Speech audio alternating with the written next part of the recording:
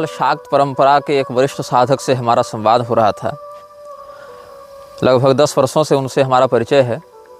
श्री विद्या के अच्छे उपासक हैं, सोशल मीडिया पर भी अच्छी सक्रियता रखते हैं, लेकिन अंतर्मुखी हैं।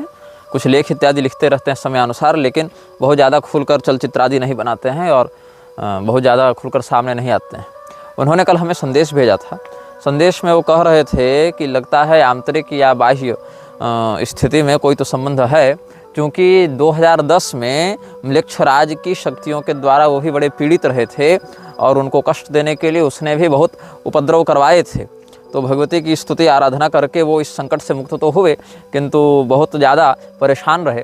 तो हमें भी वो कह रहे थे कि जब आपने ये सीरीज बनाई तो हमने देखा और हमें यह लगा कि जो आपके अनुभव हैं वो हमारे अनुभव से बिल्कुल मिलते जुलते हैं।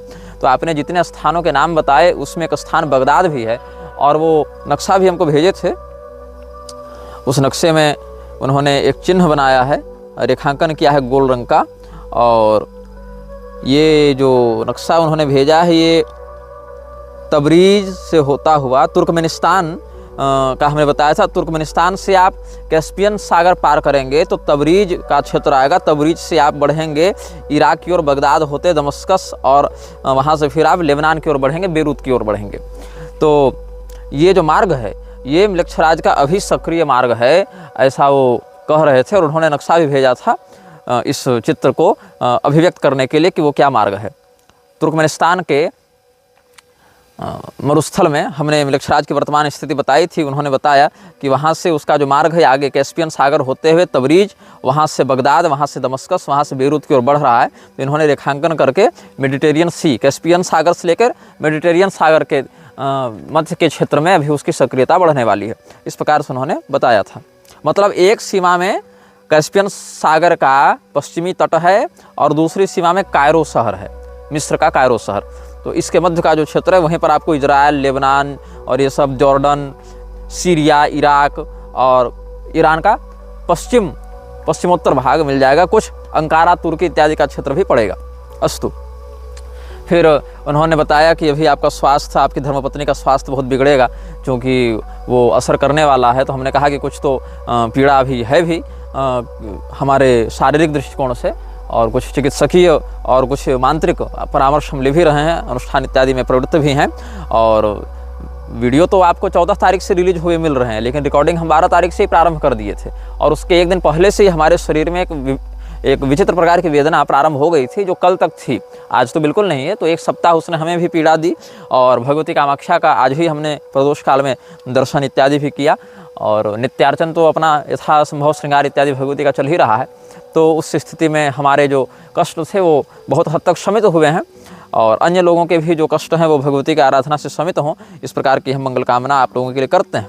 कुछ लोग प्रश्न कर रहे थे कि जो स्तर है या अस्तर है वो तो फीमेल डेटी है, वो तो देवी है, फिर ये जो म्लेच्छद्वय हैं ये दोनों कैसे उसका रूप धारण कर सकते हैं। देखो, पिशाच जो है, म्लेच्छ जो है, वो स्त्री और पुरुष के लिंग में आबद्ध नहीं होता है। आप धुंधुकारी का उदाहरण देखें, कभी अग्नि बन जाता था, कभी देवता बन जाता था, कभी पशु बन जाता था, कभी मनुष्य बन जाता था। तो यहाँ पर आप एक ही तत्व के द्वारा विभिन्न शरीर को धारण किया गया ऐसा देख सकते हैं। फिर आप अलग अलग प्रजाति छोड़िए, यहाँ लिंग परिवर्तन करना कौन सी बड़ी बात है। जब यक्ष कोटि के देवता दूसरे व्यक्ति को स्त्री और पुरुष में परिवर्तित कर सकते हैं तो स्वयं भी हो सकते हैं, वैसे ही पिशाच इत्यादि भी जब दूसरे को परिवर्तित करने का सामर्थ्य रखते हैं तो स्वयं भी हो सकते हैं, उस प्रकार के सम्मोहक आकृतियों को धारण कर सकते हैं। कुछ व्यक्ति उपहास कर रहे थे कि मार्वल को ये कहानी क्या म्लेच्छराज स्वयं आकर बताता है, अगर बताता है तो कितना पैसा पाता है, कितने बार उसने फिल्म बनवाई अपने ऊपर, कितना उसका नाम क्रेडिट में दिया गया, ये सब बताओ। ये सब मजाक का विषय नहीं है और ये सब उपहास का विषय नहीं है, इसीलिए इन प्रश्नों का हम कोई उत्तर भी नहीं देते, क्योंकि वो स्वयं आकर थोड़े लिखवाता बताता है। वो अपने मानसिक संकेतों से वैसे प्रेरणा देकर बड़े शक्तियों को वहाँ विनियुक्त कर देता है। फिर कोई मूर्ख कह रहा था कि जब 15 शक्तियों ने मिलकर उसको बनाया और जब आर्द्र म्लेच्छ के ही द्वारा उसका निर्माण इस प्रकार से हुआ है तेजोमय विग्रह में, तो अनाम म्लेच्छ का तो बाप हुआ आर्द्र म्लेच्छ, तो पापा पर कैसे वशीकरण वो कर दिया, पापा को कैसे प्रोसेस कर दिया। देखो, यहाँ बाप बेटे का संबंध नहीं है। तुम एक म्लेच्छ की ऐसी लीला नहीं समझ पा रहे, तुम भगवती की लीला क्या समझोगे। जहाँ पर संभवस्तेजसाम शिवा, तो भगवती जो हैं वो चाहे दिव्य शक्ति हो चाहे आसुरी शक्ति हो, वो तो तेज पुंज विग्रह में जब प्रकट होती है वह शक्ति, तो किसी प्रकार का वह स्वरूप धारण कर लेती है। स्त्री हो, पुरुष हो, देवता हो, पशु हो। महिषासुर को ही देख लो ना, महिषासुर क्या था तो राक्षस, आसुरी संपदा का ही उस समय वह नायक था। तो महिषासुर तो हाथी भी बन जाता था, भैंसा भी बन जाता था, सिंह भी बन जाता था, पुरुष भी बन जाता था, अलग अलग रूपों को धारण कर लेता था। तो इसीलिए इन सबों का अलग अलग स्त्री पुरुष आदि पिशाच आदि रूपों को धारण करना कोई बड़ी बात नहीं है। इस प्रकार का होता है सिद्ध सामर्थ्य इन सभी तत्वों में। वो तो भगवती भी अलग अलग देवताओं के शरीर से संयुक्त होकर प्रकट हुई थी, तो देवता उनकी पूजा क्यों कर रहे थे, उनको अपने से श्रेष्ठ क्यों मान रहे थे? क्योंकि वहाँ पर ये नहीं कि कौन किससे उद्भूत हुआ, प्रकट हुआ, किसकी अभिव्यक्ति किस स्रोत से हुई, अभी तो वहाँ पर है सामर्थ्य किसका कैसा है। तो इसीलिए यहाँ पर कोई मैथुनी सृष्टि नहीं हो रही है पिशाचों की कि बेटा जो है वो बाप पर वशीकरण उसका नहीं कर सकता, बाप को वशीभूत नहीं कर सकता। अभी तो यहाँ पर है कि किसका प्रभाव किस पर है। तुम अगर शराब बनाओ और शराब पी लो तो क्या तुम मत वाले नहीं होगे? क्या कहोगे कि हमने शराब को बनाया तो शराब का नियंत्रण हमारे ऊपर कैसे हो गया? वो तो असर पर निर्भर करता है ना भाई। अगर तुम जहर का पेड़ लगाओ और जहर का फल खा लो तो तुम नहीं मरोगे? क्या कहोगे कि हमने ये पेड़ लगाया है इसीलिए हम नहीं मरेंगे? तो ऐसा नहीं होता है। तो म्लेच्छराज के विषय में कुछ सनातनी संदर्भ हम आपको बता रहे थे। म्लेच्छराज एक पद है और उस पद पर बहुत से आसुरी शक्तियों वाले नायक, या सही भाषा में कहें तो खलनायक बैठते रहे हैं, बैठते रहेंगे। तो भगवान श्री रामचंद्र जी के समय त्रेता युग में जो म्लेच्छराज था, उस म्लेच्छराज के विषय में हमने आपको भूषुंडी रामायण के दक्षिण खंड से प्रमाण दिया था पिछले अनुभाग में। जब महाराज दशरथ से वह भिड़ा है और महाराज दशरथ ने उसको पराजित किया है, फिर भगवान श्री रामचंद्र जी के वनवास और राजा दशरथ के परलोक जाने के बाद उस समय मध्य में अयोध्या की गद्दी को क्षीण समझकर म्लेच्छराज ने पुनः आक्रमण किया। तो भगवान की चरण पादुकाओं की शरण में भरत जी के नेतृत्व में समस्त प्रजाजन गए और वहाँ पर दिव्यास्त्रों की बारिश आकाश से होने लगी, तो वह म्लेच्छराज की सेना पराजित होकर भाग गई। फिर एक म्लेच्छराज आया था कालयवन। कालयवन भगवान कृष्ण के समय हुआ, उसने आक्रमण किया भगवान पर। तो भगवान के श्रीमद् भागवत कथा सार के उत्तरार्ध में आप देखिए, दशम स्कंध के उत्तरार्ध में 51वां श्लोक, श्रीवत्साद्यस्तु चिह्नैः परिचितम् अथ तं म्लेच्छराजो ग्रहीतुं धावन्तं स्वन्वधावद् गिरिविलमविशत् तत्र तस्मिन्निविष्टे सुप्तं तत्रावलोक्याक्षिपदथ मुचुकुन्दं मुकुन्दं तु मत्वा तत्क्रोधाग्नौ सदग्धस्तुतिमथ नृपतेराप कृष्णो विदग्धः। श्रीवत्स इत्यादि चिन्ह इसके हृदय में हैं, ऐसा देखकर नारद जी के द्वारा बताया हुआ परम पुरुष परम योद्धा यही है। ऐसा भगवान कृष्ण को पहचान कर वह म्लेच्छराज उनको पकड़ने के लिए जब दौड़ता है, तो भगवान भी दौड़ते दौड़ते एक पर्वत की गुफा में घुस गए और वहाँ मुचुकुंद को सोता हुआ देखकर उसने सोचा कि यह तो मुकुंद है। और वहाँ पर जब उनको एक लात मारकर कालयवन जगाने का प्रयास करता है तो उनकी दृष्टि के तेज से वह भस्मीभूत होकर विनष्ट हो जाता है। ऐसे ही पूर्व भारत चंपू में भी म्लेच्छराज के रूप में कालयवन का वर्णन मिलता है। भूयो जित्वा गतम मा गधमथ मुचुकुंदेन तम म्लेच्छराजम संदाह्य द्वारकायां ससुखमुषितवान् योगनीतैः स्ववृन्दैः रेवत्याख्यां बलेन स्त्रियमुपयमयन् रुक्मिणीमिन्दिरांशां छित्यंशां सत्यभामामपि च परिणयन् जाम्बवन्नन्दनां च। पूर्व भारत चंपू में कहते हैं, जहाँ जरासंध के साथ भगवान का युद्ध, फिर म्लेच्छराज कालयवन के साथ उनकी भिड़ंत, जहाँ मुचुकुंद के क्रोधाग्नि के माध्यम से भगवान ने कालयवन को भस्म करवाया और उसकी सेना का फिर स्वयं संहार किया। फिर योग बल से जब द्वारका में समस्त सुहृद प्रतिस्थापित हुए तो वहाँ रेवती जी का विवाह बलराम जी से करवाया, स्वयं रुक्मिणी सत्यभामा जाम्बवती इत्यादि से विवाह किया। ये सब में म्लेच्छराज कालयवन का वर्णन मिलता है। और भी आप देखें श्री गोपाल चंपू में, आप देखें उत्तर चंपू में भगवान से जब कालयवन ने कहा कि हमसे युद्ध करो, तो भगवान कहे इस म्लेच्छ का मैं स्पर्श नहीं करूंगा। स्पर्श तो म्लेच्छ का भेद नहीं, ऐसा सोचकर सपुनस्तम श्याम मनोहरम श्रीदेव वर्ष कथित प्रथित लक्षणतया विज्ञाय मत्सरतस्तद विलक्षण सुखम मप्यवज्ञाय निरस्त्रेण तेन निरस्त्र एव युत्साम चकार। जब कालयवन ने देखा म्लेच्छराज ने कि ये जो कृष्ण है ये तो देवर्षि नारद का बताया हुआ सारा लक्षण इसमें दिखता है, तो यह हमारे टक्कर का योद्धा हो सकता है। भगवान तो मानता नहीं था, वो ना म्लेच्छ था तो क्या भगवान मानेगा।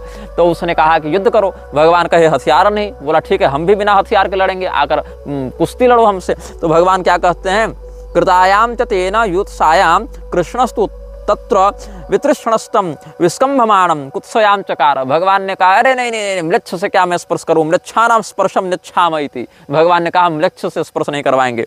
ततश्चतम स्पृष्टुमिच्छुर्म्लेच्छराजस्तदाभिमुखेन द्रुतमृच्छति स्म। अब जब भगवान ने कहा कि हम तो तुमसे युद्ध नहीं करेंगे और तो क्योंकि छूना पड़ेगा तुमको। तो म्लेच्छराज ने कहा अच्छा अच्छा, मुझसे स्पर्श नहीं कराओगे क्या? आओ हम तुमको पकड़ के छू के दिखाते हैं।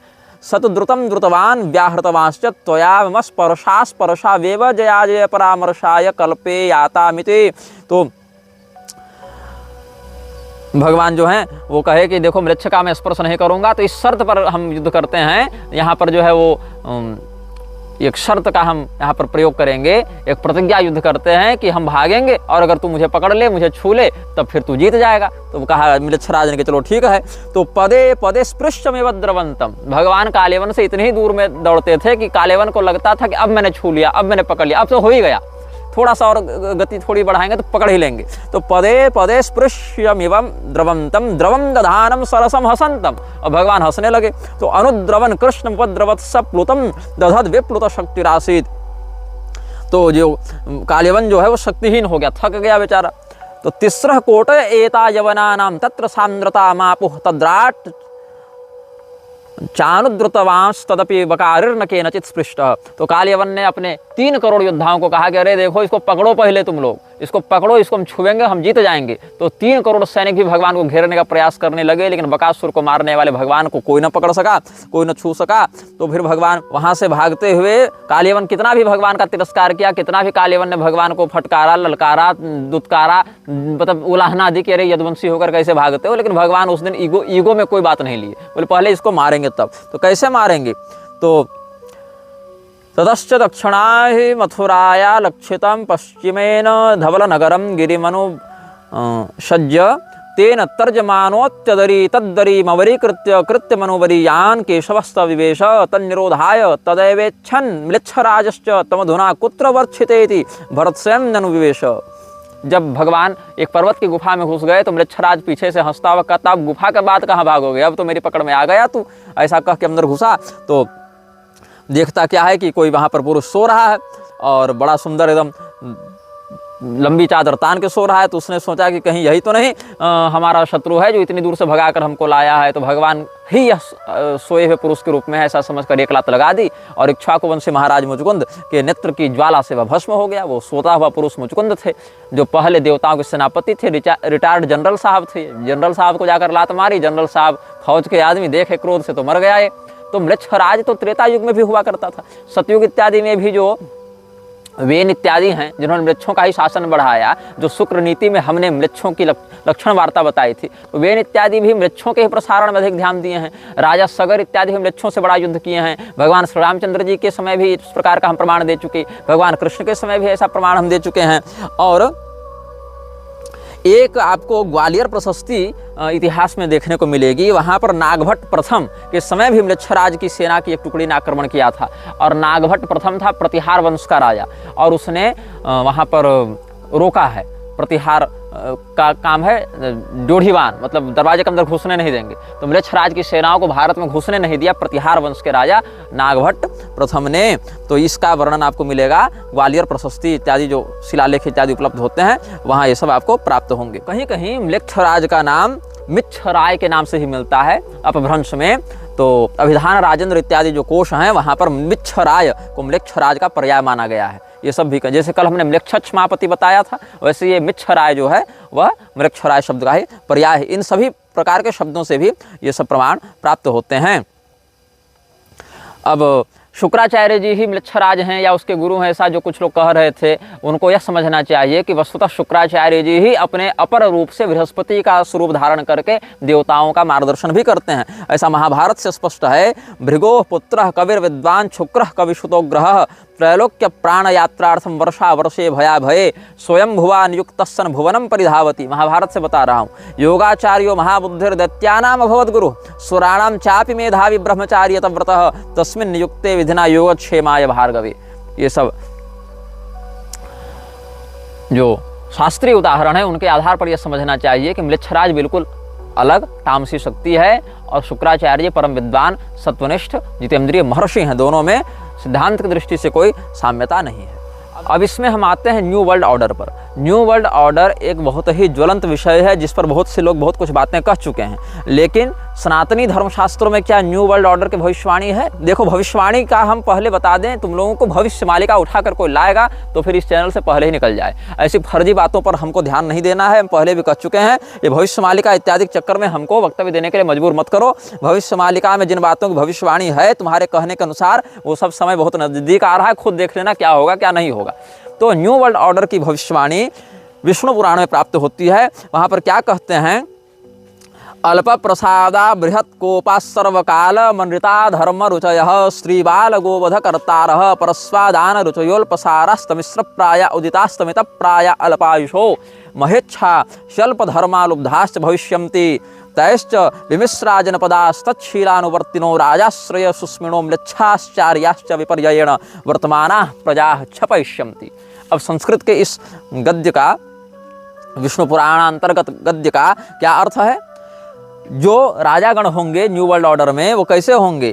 थोड़ी प्रसन्नता वाले, अत्यंत क्रोधी, सर्वदा अधर्म का आचरण करने वाले, अपनी प्रजा से झूठ बोलने वाले, मिथ्या भाषण में रुचि रखने वाले, स्त्री, बालक और गौवों की हत्या करने वाले, क्योंकि इसी से म्लेच्छराज का बल बढ़ता है ना। पर धन हरण में रुचि रखने वाले, अल्प शक्ति तमह प्रधान उत्थान के साथ ही पतनशील, म्लेच्छराज के बल का प्रयोग करके जितनी जल्दी ऊपर उठेंगे नीचे भी गिरेंगे। अल्पायु, महती कामना वाले, अल्प पुण्य और अत्यंत लोभी होंगे। इसके बाद के वचनों पर ध्यान देना, क्या कहते हैं? तैश्च विमिश्रा जनपदास्तच्छीलानुवर्तिनो राजाश्रय सुस्मिनो म्लेच्छाश्चार्याश्च विपर्ययेण वर्तमानाः प्रजाः क्षपयिष्यन्ति। क्या करेंगे? संपूर्ण देशों को परस्पर मिला देंगे, देशांत सीमा का निषेध कर देंगे तो न्यू वर्ल्ड ऑर्डर हो जाएगा। तो ये सब समस्त देशों को परस्पर मिला देंगे और उन राजाओं के आश्रय से ही बलवान और उन्हीं के स्वभाव का अनुकरण करने वाले म्लेच्छ तथा आर्य विपरीत आचरण करते हुए सारी प्रजा को नष्ट भ्रष्ट कर देंगे। ये हम नहीं कह रहे, और जो लोग कह रहे हैं कि तो फैंटेसी स्टोरी सुना रहा है, वेब सीरीज से चुरा कर सुना रहा है, तो ये बताओ ये किस वेब सीरीज से हमने चुराया और किस हॉलीवुड मूवी से चुराया और किस बाइबल और हदीस से हमने चुराया। इसीलिए कोई फैंटेसी सीरीज हम नहीं चला रहे हैं, एक बहुत ही सत्य घटना के आधार पर एक बात बताना चाह रहे हैं। अब देखो, म्लेच्छराज के विषय में आगे हम आपको कुछ विषय स्पष्ट करेंगे, पुराणों से करेंगे, और उसको हम आपको एक एक बात को अगर आप कलम कॉपी लेकर बैठें तो गणितीय विधान से भी समझा सकते हैं कि कहाँ पर कौन सी बात कैसे मिल रही है। कलयुग के 2000 वर्ष बीतने के बाद म्लेच्छ वंशों का विशाल साम्राज्य बढ़ने लगेगा, ऐसा भविष्य पुराण का मत है। द्विसहस्रे कलौ प्राप्ते म्लेच्छ वंश विवर्धिता भूमिर्म्लेच्छमयी सर्वा नाना पथ विवर्धिता ब्रह्मावर्तम मृते तत्र सरस्वत्यास्तटम शुभम मृच्छाचार्यश्च मूषाख्यस्तन्मतः पूरितम जगत। तो मृच्छों का आचार्य, मृच्छों का गुरु उस समय कौन होगा? मूषा नाम होगा उसका। तो मृच्छाचार्य मूषा के मत के द्वारा पूरे विश्व पर अपना प्रभाव स्थापित किया जाएगा। और अभी कलयुग के लगभग 5000 वर्ष बीते हैं और कलयुग के 2000 वर्ष बीतने पर मूषा का आगमन हुआ था। तो अर्थात इसका अर्थ यह भी हुआ कि वर्तमान जो म्लेच्छराज है, आम्राट के बाद जो बना म्लेच्छराज, आम्राट को तो गोपाल वर्मा ने मार दिया था, कलयुग के आने के बाद आम्राट बना म्लेच्छराज, उस गद्दी पर वह बैठा था। उससे पहले 1-2 म्लेच्छराज और हुए हैं जो महाभारत में मारे गए थे, जिनका वर्णन महाभारत में मिलता है। और उससे पहले कालेवन था म्लेच्छराज, उसको भगवान ने मुचकुंद के हाथों निपटवा दिया था।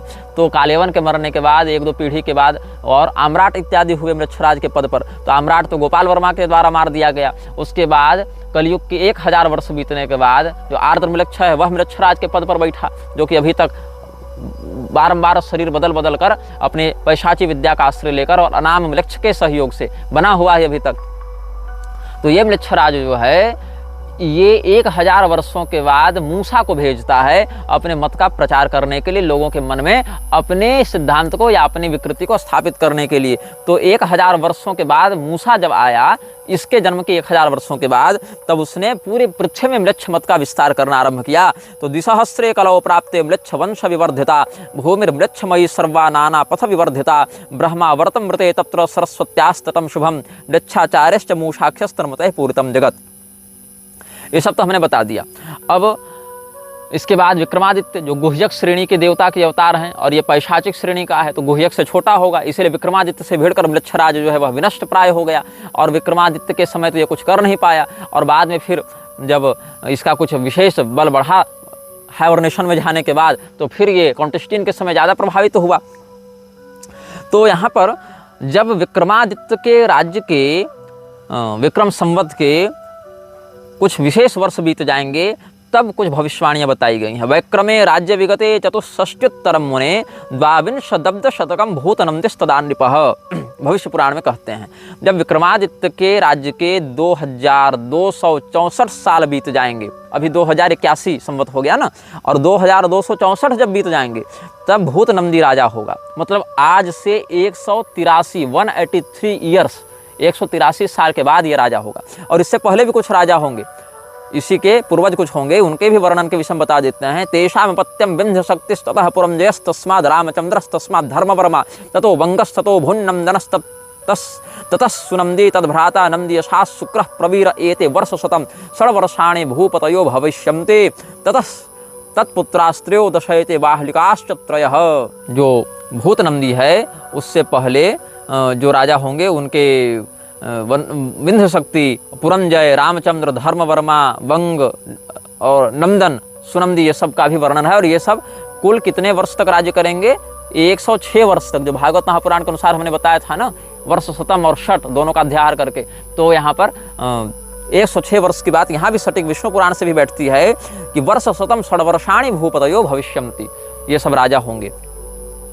ततश्च मौना एकादश भूपतयोपदशतानि त्रीणि पृथ्वीं भोक्ष्यन्ति।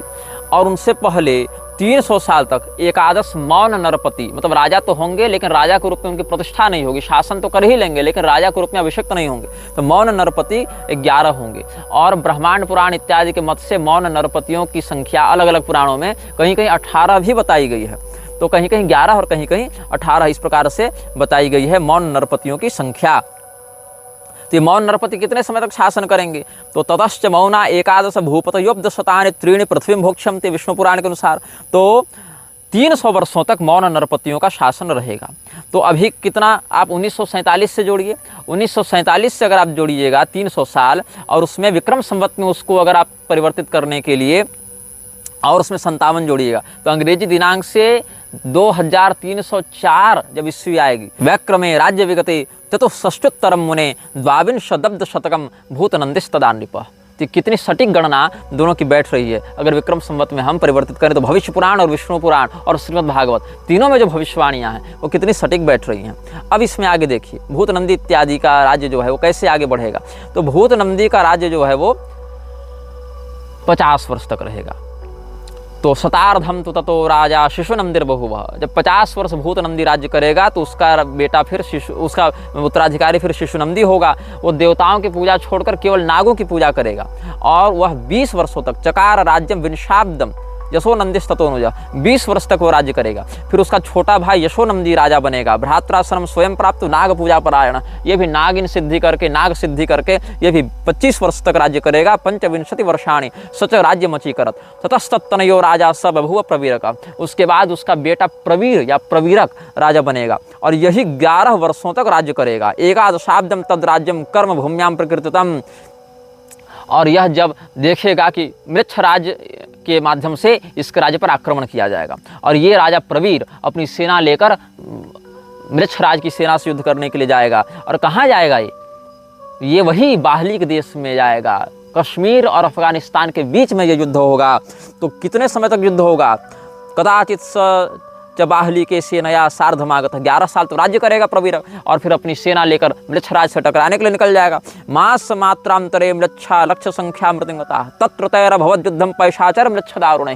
पैशाच मत का विस्तार करने वाले दारुण मृक्षों के माध्यम से अब युद्ध होगा। तो 1 महीना ये युद्ध चलेगा और 1 महीने में 60,000 भारतीय सैनिक मरेंगे और 1 लाख मृक्षराज के सैनिक मरेंगे। तो कौन हारेगा इसमें? मृक्षराज हारने लगेगा।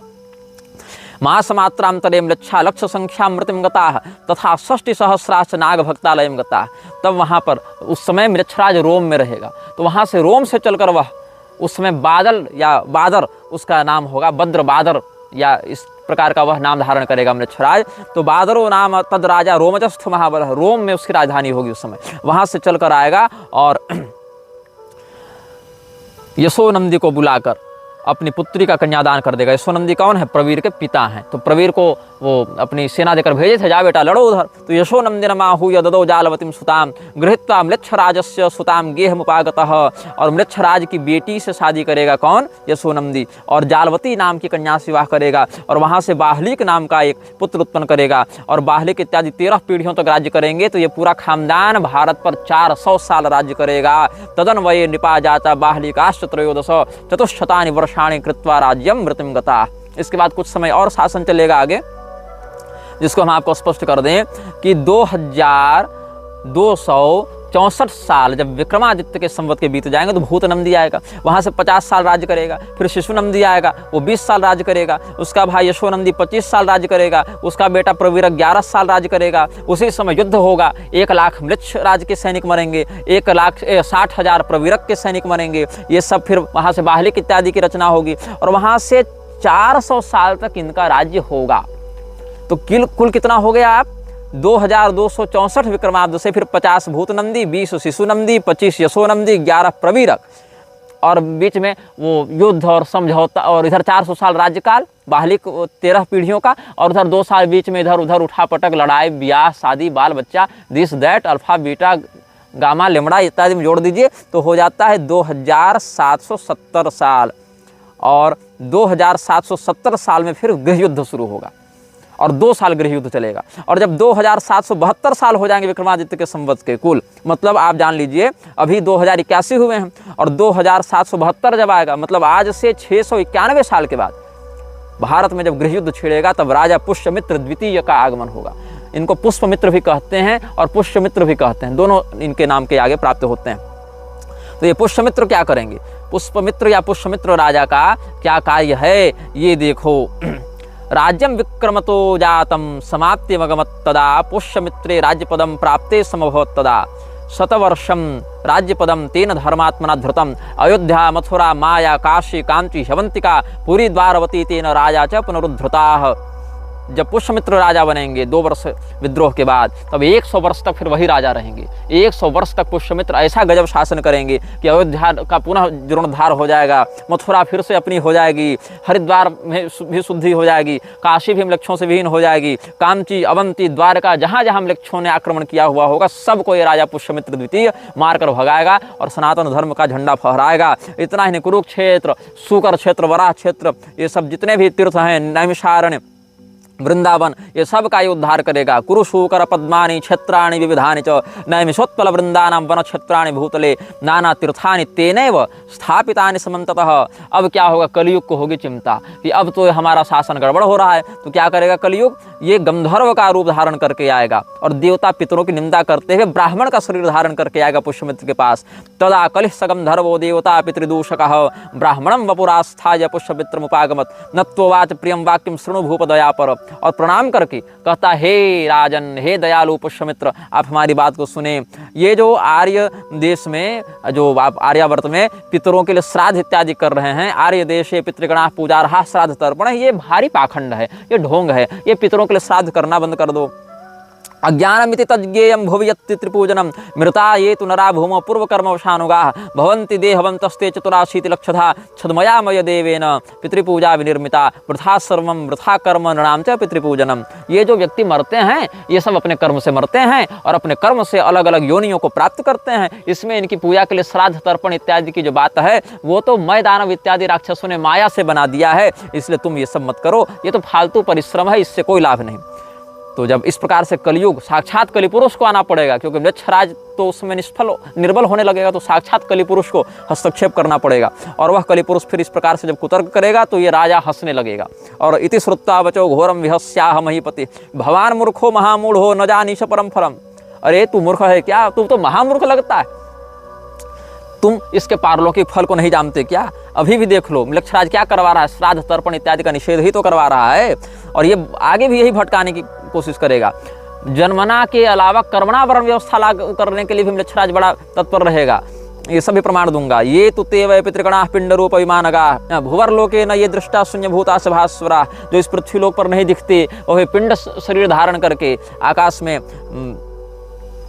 पिंड रूपी विमान का आश्रय लेकर पितृगण जाते हैं। सत्पुत्रश्च विधानेन पिंडदानं च यत्कृतं तद्यमानं न भोजातं सर्वानंद प्रदायकम अब्द मात्र तेषां पिंडपाय स्वरूपिणाम। पिंड इत्यादि के माध्यम से 1 वर्ष तक उनको आनंद प्राप्त होता है। सत्पुत्र के द्वारा विधि विधान से पितरों को जो पिंड प्रदान किया जाता है, उसी से उनके आकाश गमन के लिए विमान इत्यादि निर्मित होते हैं, भक्ष का निर्माण होता है।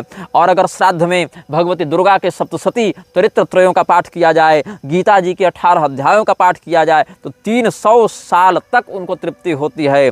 अगर मोक्ष कामना से किया जाए तो अलग बात है, लेकिन ऐसे भी किया जाए तो 300 वर्षों तक उन पितरों को तृप्ति होती रहती है। गीता अष्टादशकाध्याय सप्तसत्याश्चरित्रकैः पावितम यत्तु वै पिंडम त्रिशताब्दम च तत्स्थिति। उन मंत्रों से पिंड को पवित्र करके दिया जाए तब 300 वर्षों तक उसका फल प्राप्त होता है।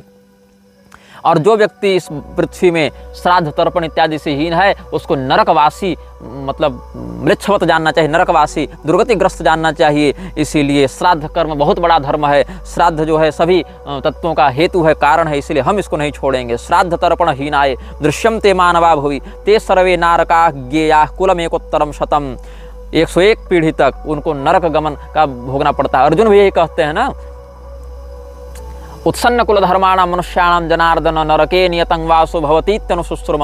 ये कहते हैं ना, पतंति पितरो हेषाम लुप्त पिंडोदक क्रिया। तो यही बात यहाँ पर जब राजा पुष्यमित्र द्वितीय ने कलयुग के सामने कही, तो कलयुग समझ गया कि इसको हम भ्रमित तो नहीं कर सकते, इसको लोभ देते हैं। तो जहाँ भटका नहीं सकते वहाँ इसको लोभ दे दो। तो क्या हो गया फिर, तो इति श्रुत्वा स गंधर्वः कलिराजुत्र देहिनाम नत्वोवाच निपश्रेष्ठं प्रसन्न वदनो हि सह। बोले महाराज, हम तो आपसे मित्रता करना चाहेंगे। जैसे महाराज विक्रमादित्य के समय उनके मित्र वेताल थे, वैसे हम आपके मित्र बन जाएंगे। क्योंकि राजा विक्रमादित्य के समय धर्म की जो वृद्धि हुई थी, वैसे ही वृद्धि पुष्यमित्र ने कर दी थी। तो लोग विक्रमादित्य के शासन से उसकी तुलना करने लगे थे। इसको भी बड़ा लगा, अच्छा करे हम तो विक्रमादित्य के समान शासन कर रहे हैं। तो ये कहा कि जैसे वेताल विक्रमादित्य के साथ रहता था, वैसे हम भी आपके साथ रहेंगे।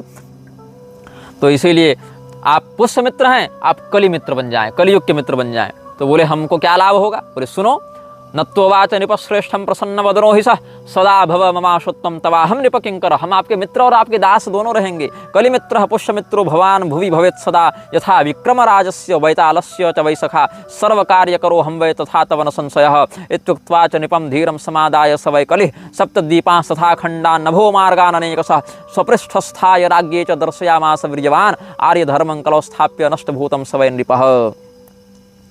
जैसे विक्रमादित्य की मित्रता बेताल से थी और बेताल उनके आदेश के अनुसार सारा काम भी कर देता था, वैसे हम भी आपका सारा काम भी कर दिया करेंगे, आपके मित्र भी होंगे। और आपको क्या चाहिए केवल आप बोलिए, केवल डिमांड तो कीजिए महाराज, जो चाहिए सब देंगे आपको, सब कुछ प्रकार से आपको सुख सुविधा भोग विलास देंगे। ऐसे आपके पास बहुत बड़ा साम्राज्य है, लेकिन और भी कुछ दिव्य आपको चाहिए तो हमारी पीठ पर बैठिए, हम आपको दिखाते हैं। तो पूरी पृथ्वी में जो है ये कलियुग पूरे आकाश मार्ग में उसको पीठ पर बैठाकर दिव्य ऐश्वर्य दिखाएगा और राजा वहीं मोहित तो हो जाएंगे। और आर्य धर्म की प्रतिष्ठा तो उस समय तक कर चुके होंगे, लेकिन फिर वो नष्ट हो जाएंगे। कलयुग से मित्रता करने के कारण वो ज्योति स्थापित कर लेंगे अपने हृदय में। तो ये सब बातें कलयुग और मृच्छराज और भारत की सभ्यता संस्कृति से कितनी स्पष्ट रूप से जुड़ी हुई हैं।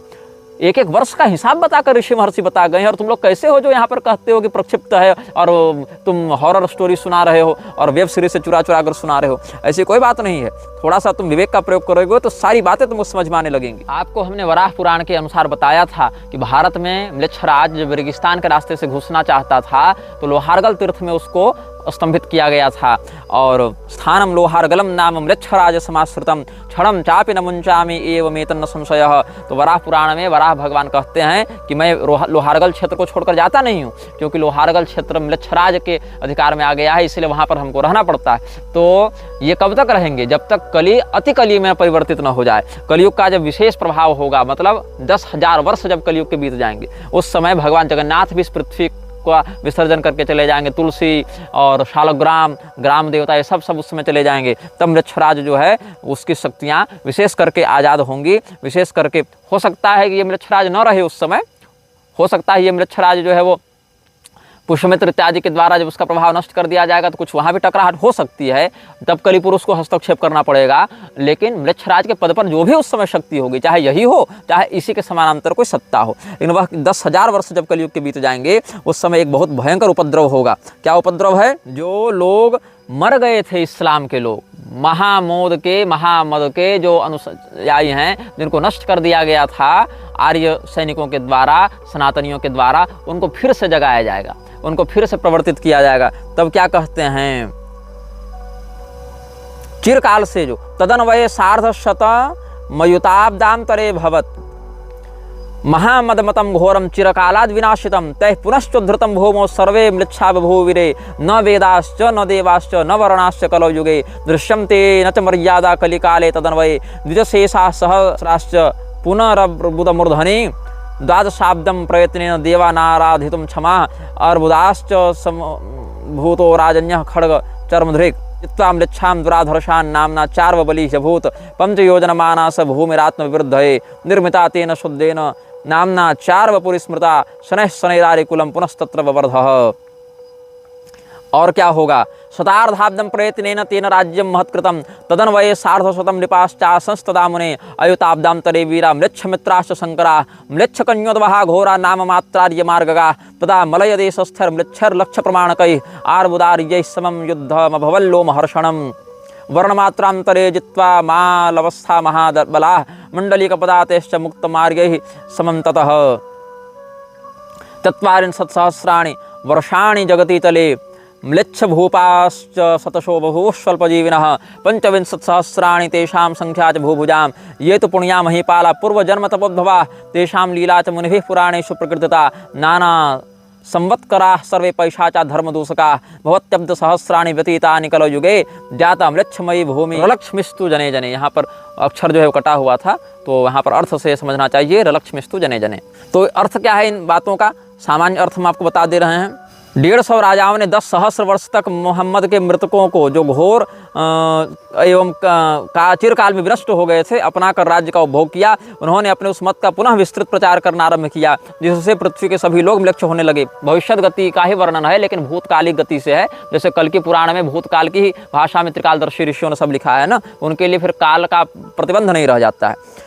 तो उस भीषण कली में उन राजाओं के राजकाल के समय वेद, देवता और वर्ण की व्यवस्था का प्रायः लोप हो गया था और मर्यादा तो एकदम विलीन हो गई थी। तो 1000 ही ब्राह्मण बच रहे थे उस समय, जो शुद्ध परंपरा के थे। वो अर्बुद पर्वत के, माउंट आबू के शिखर पर जाकर सप्रयत्न देवताओं की आराधना करने लगे।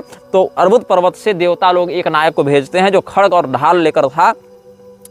उसने 5 योजन की भूमि जो है उसने पहले कब्जा की। 5 योजन मतलब मान लीजिए आप 65 किलोमीटर लंबी चौड़ी भूमि, एक जिला उसने मुक्त करवाया पहले, और कहा पहले यहाँ पर हम धर्म की प्रतिष्ठा करते हैं। और वहीं पर अपनी राजधानी बनाकर उसने, अर्वबली राजा था तो अर्वपुरी उसने बनाई, और पहले तो 5 योजन की भूमि को शुद्ध किया उसने, और वहाँ से फिर अपनी राजधानी बना के फिर दिग्विजय करने के लिए निकला। और 50 वर्ष तक वो राज्य किया, और फिर पूरे भारत से वृक्षों को उसने फिर खदेड़ा, और फिर 10,000 वर्षों तक उसके कुल में उत्पन्न 150 राजाओं ने राज्य किया। और 10,000 वर्ष तक जब इस प्रकार की स्थिति कुछ ठीक ठाक रही या रहेगी, यहाँ भविष्यत गति से आप समझें इस बात को, तब फिर लोग वही भटक जाएंगे, म्लेच्छों की कन्याओं से विवाह करने लगेंगे, और जो आर्य मार्ग के अनुयायी लोग रहेंगे वो म्लेच्छों से मित्रता कर लेंगे, म्लेच्छों की लड़की से विवाह करने लगेंगे। आज भी नहीं देखते हो, कोई हिंदू अगर मुसलमान की लड़की से विवाह कर ले तो उसको बहुत हीरो के समान दिखाया जाता है, वाह देखो एक मुसलमान की लड़की को हिंदू बना लिया। अरे मूर्ख हो, तुम म्लेच्छराज के ही काम को सीधा कर रहे हो, साध रहे हो। और उस समय क्या होगा, जब ये लोग अपने तपोबल से क्षीण होने लगेंगे, तब 1 लाख म्लेच्छ आक्रमण करेंगे एकजुट होकर, और फिर वहाँ पर भयंकर युद्ध होगा। और भयंकर युद्ध में आर्यों को ही उनके देश से निकाल दिया जाएगा, और फिर 25,000 प्रकार के म्लेच्छ समुदाय के राजा होंगे छोटे छोटे, तो 40,000 वर्षों तक इस पृथ्वी को शासित करेंगे और यहाँ पर अपना विस्तार करेंगे। म्लेच्छ राज के प्रभाव से जब ये लोग म्लेच्छों के आतंक को अन्य द्वीपों में भी प्रसारित करने लगेंगे, तब समस्त देवता कहेंगे कि ये द्वीप तो, जम्बू द्वीप तो विकृत हो ही गया है, अन्य द्वीपों में जो ये सब म्लेच्छों का उत्पाद बढ़ने वाला है उससे आप हमारी रक्षा करें।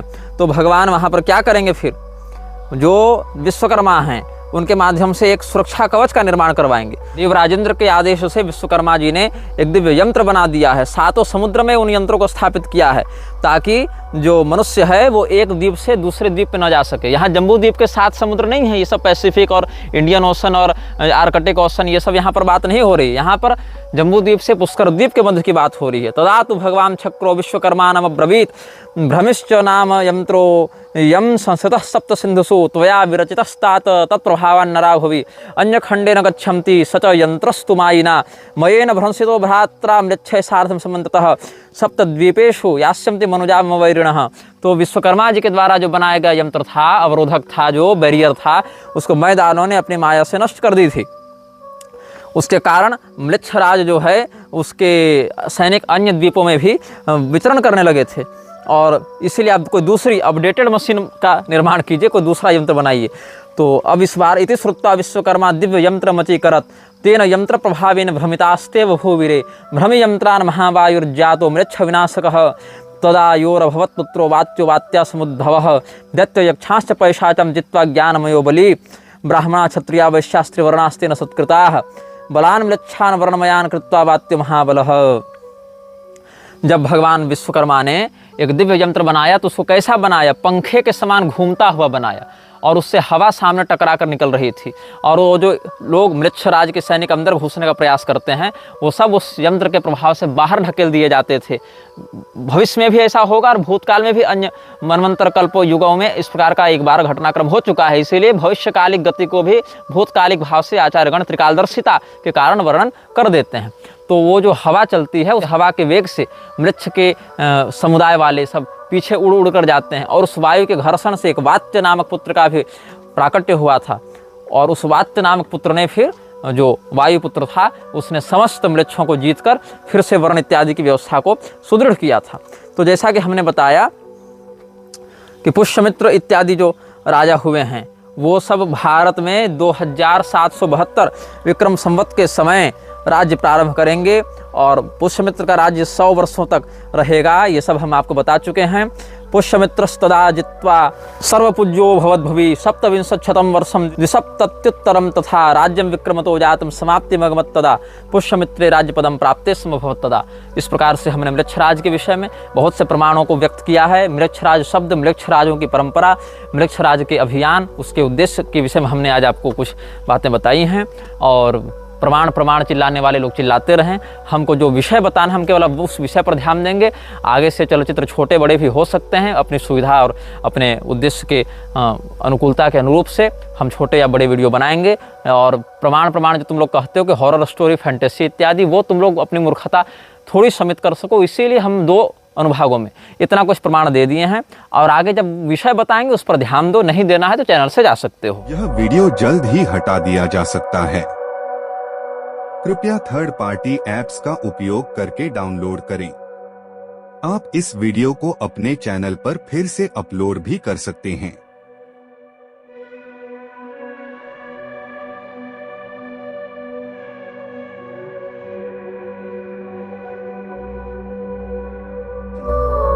This video may get deleted soon.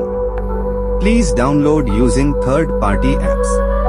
You may also re-upload this video on your channels. Thank you.